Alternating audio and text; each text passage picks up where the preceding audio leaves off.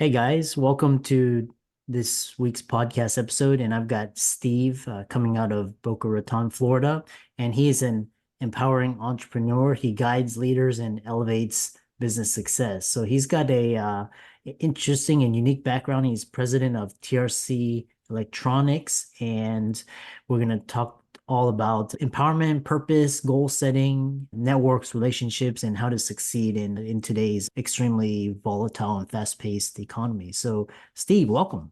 Hey, Chris, pleasure to be here. Thank you for having me. Yeah, I really love connecting, networking with like-minded entrepreneurs. And so, introduce yourself, talk about your background, your story, and we'll dive into the conversation. Sure. So started off in electronics industry, came out of college, electrical engineering degree, and back in 1998, entered the family business that my dad began in 1982, grew through that business and ended up purchasing the business and had a successful transition from generation to generation in a family business by acquiring the business from my dad. That was back in 2010. I grew the business over the last several years, generated over $500 million in revenue while I was leading the organization. And now I've been able to get to a point, educate myself as a business owner to the point where I'm able to exit the day-to-day of the business and now be able to work with other entrepreneurs and help coach and develop them on growing and scaling the business as well as leadership, which is really that's my passion is leadership. Yeah. Interesting. And yeah, I really love that how you've continued to grow and evolve in terms of your personal growth and strategy. So you talk a lot about the road to empowerment, and you talk about this overcoming victim mentality and building emotional resilience. This skill is really important, necessary. So talk about resiliency and how you can empower yourself to succeed. Yeah, it's a great topic. Resiliency is really critical if you're an entrepreneur and you're going to be a business owner because you're going to be tested. And I think a lot of people confuse perseverance with resilience. Persevering is just simply surviving, living to fight another day. But being able to be resilient through obstacles and challenges, the difference there is that you're able to maintain your composure, you control your emotions, you still remain happy in life where it's not, you don't go home miserable at the end of the day to your family. But more importantly, how you're leading yourself and your team through the obstacles and challenges that are going to happen 100% guaranteed as a business owner so that you're leading yourself and that you're successfully leading your team through those challenges, then it can grow through them and it's a positive experience because really all problems are really opportunities at the end of the day. I love that. Yeah, the entrepreneurship is not for the faint of heart. It is No, it is not. It's great because a lot of people say, I don't have to deal with all these problems. I'll just start my own business. Oh, and I can set my own hours. If you're going to be successful as a business owner, those first few years of your business, you're probably not going to see many people. You're not going to see your friends. You're not going to be your holidays, you're working, weekends, you're working. It isn't a 9 to 5 gig because if you truly want to succeed and be successful at it, and that's the thing. Most of entrepreneurs underestimate what it takes, and then 97% of them fail within 10 years. They don't even survive. Yeah, it's really interesting when I hear people say I'm gonna start a business so I can have more free time. Not the case. Yeah. I really love this, and we can talk about the emotional roller coaster, the highs, the lows, and what really sets really good entrepreneurs apart. Is it purpose? Like when things are like when you had COVID or when you have got shutdowns or you got really bad economy, like what keeps people in the game? Because most people just be like file for bankruptcy, quit, just go back to a job. What keeps people in? Right. So when you go through those moments, those experiences, those periods, the first thing is having a greater purpose. Like, why am I doing this? What is the greater purpose? And that's true whether you're an entrepreneur or whatever you're doing in life and you want to accomplish something or do something, there's got to be a greater purpose, the why behind everything.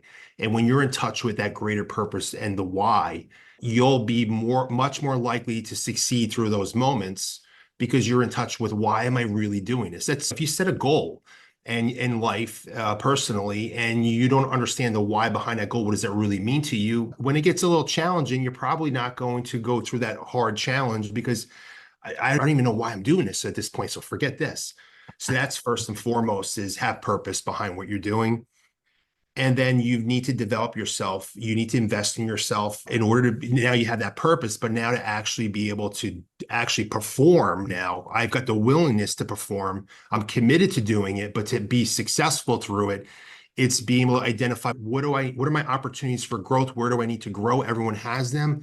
Identify them, create a development plan for myself, and now start developing myself. And there's so many resources out there right now. There's no excuse not to do it. There's just so many options.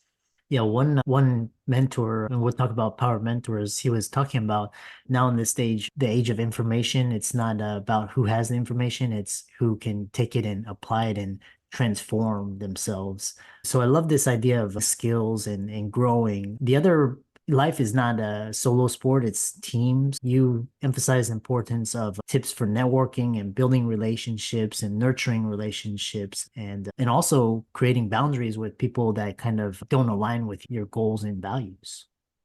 Yes. So no one's built anything great by themselves. No one's done anything really, no one's changed the world by themselves. They always have a team, whether the team is visible or behind the scenes or not.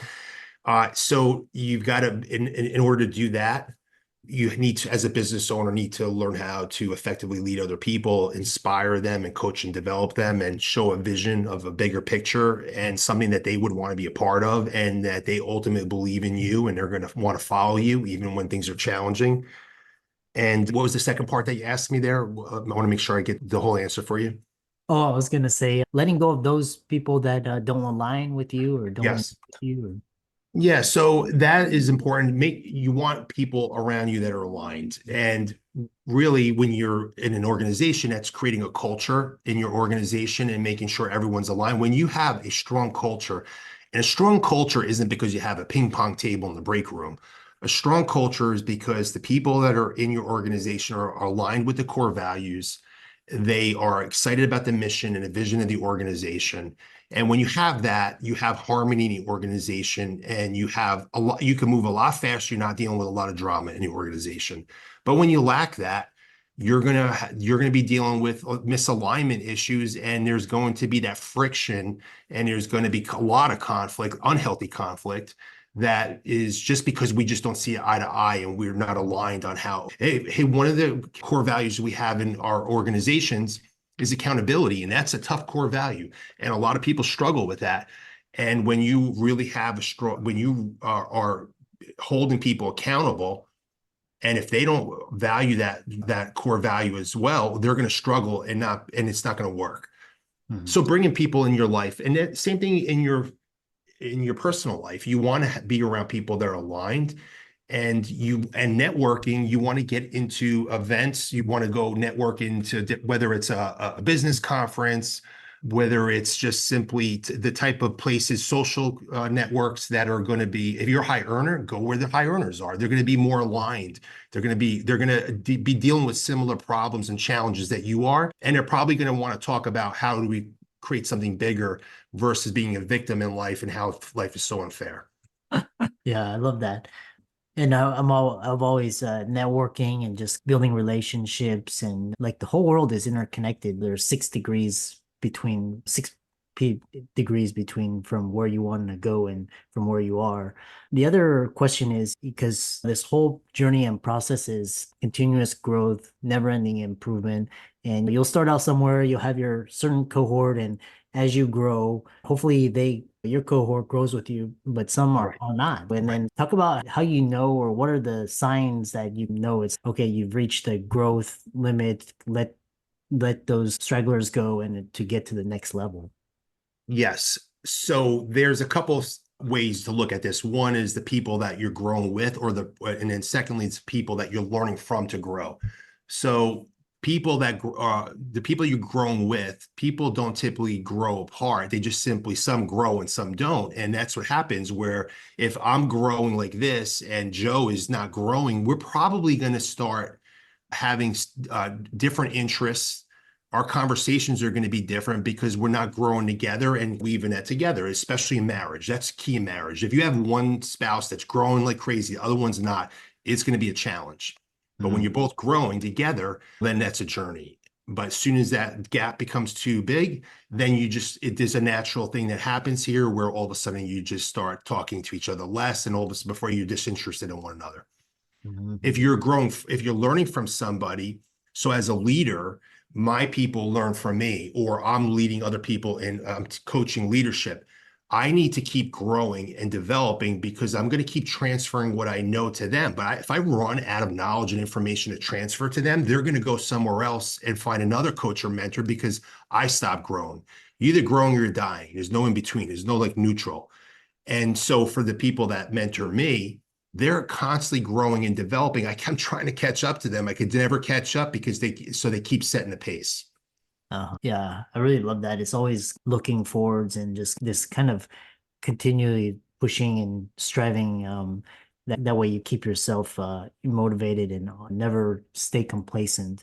And what I really love about you is you've transitioned from being a really successful individual in your personal life, in your business, in your company, to now sharing with others. Now you're a great mentor. So what qualities do you really strive for in mentorship and helping others, and how do you cultivate those qualities? In order to be successful at mentoring people, some qualities is one, always being self-aware, understanding that there's 1% I know, there's 1% I know I don't know, and there's this 98% I don't even know I don't know. So having that intellectual awareness of the fact that there's still so much to learn makes me a learn-it-all, not a know-it-all. So that's really important for a mentor because I'm going to be transparent where hey, I'm still learning and I'm learning this right now and I'm going to teach you as I'm learning. So they've got to be intellectually aware of where they are in this world because I'm dedicated to lifelong learning. The other thing is that why am I doing this? The why behind it. And in order to be successful at leading or mentoring, you need to come from a place of heart in that where it's authentic and you are not self-serving, but you're serving others first. And then in the long run that you'll benefit from it, but I'm putting other people's interests before my interests as I'm leading and mentoring people. Because if I put my interests first, it is not going to be successful. And that's true with any leader in any position. Mhm. Yeah, the other question, because a lot of the audience on the podcast, they're servants as well. And Mhm. one of the big complaint, or I wouldn't say complaints, but one of the things that happens is they get taken advantage of. So how do you balance this servant leadership and heart versus in balancing it with getting taken advantage of? So if I'm leading other people, the key to that is just setting clear expectations and understand. And that's goes, you mentioned boundaries earlier, but when you have boundaries, I have expectations of every role and position in any of the organizations that I'm a part of. And everyone knows, hey, we call it a magnitude of impact scale. So it could be poor, average, good, great, excellent, remarkable. We know what the number means when it's great. We know what the number means when it's excellent. But at the bare minimum, you need to be average. If you're below average, you're not meeting the minimum expectations. And really, if you're an average, you're probably going to get passed up and not last very long because obviously, we don't want to be an average company. We don't want to provide an average experience. So you define that and you set the clear expectations. Yeah. Yeah. Holding people accountable, again, boundaries, which I really love. And I would add one more thing, Chris. Yeah. When a business owner feels that, oh, I've been taken advantage of, that is a reflection of the business owner. You attracted that into your world. Mm. That didn't happen to you. That happened because of you. And then what are the conditions that I created that my experience was that an employee just took advantage of me? Because that's not their fault. That's my fault. I have control over that. And what can I learn from that so that I can change, that I have control of moving forward, that doesn't happen again. Because if it happens once and I Mhm. can learn from it, it's great. But if I keep making same mistake over and over again, then I am not learning. I love that quote that you just said. What conditions did I create to enable this to happen? Yes. Talk about how you approach risk, because entrepreneurs, you have to take risks, calculated risks, and how you versus just what, like in finance, it's like risk taking, risk management versus like speculation and gambling. So how do you Right. approach that in your company and business? Right. So I always say I'm taking a calculated risk. I'm analyzing it and I'm not gambling here and I'm taking a calculated risk. And, it's like the middle class mindset is don't take any risks, save your money for a rainy day. Then this is where entrepreneurs don't fit into that whole middle class mindset. Wow, that is just I cannot live like that. That is just not, I'm going to be, you're telling me to shoot for the middle class, get stuck there and have no financial freedom for my entire life and be dependent on like other services and backstops. No, I don't want that. With no risk, no reward. But no one said no gamble, no reward, right? So it's about, okay, analyzing the opportunities. What's the risk reward? There's a risk of doing nothing. Oh, there's always a risk of doing nothing. If you do nothing, that's the biggest risk you could take in life. If you do nothing your entire life. So I'm constantly analyzing my risk reward formula. And okay, and I know that I need to take calculated risks, whether it's with my business, and then not only with my business, but when you have a successful business and you're releasing cash from the business, I want to fortify my success and I want to create other passive incomes coming into my life so that then I have passive income coming from, for me, it's multifamily real estate investments that support my expenses. And now I can have more courage with my primary business and I could take some greater risks because I already have secured my living expenses with passive income that just happens when I'm sleeping. I love that. Spoken like a true entrepreneur. To conclude it out, we have 2, 3 minutes. Talk about how people can find you and reach out to you. I know you've also got a podcast, the Steve Lags Unfiltered, which I encourage the audience to check out. And how can they follow you and reach out to you? That's great. Yes. So I do have a podcast, Steve Lags Unfiltered. It's on all the major channels, YouTube and all the audio channels.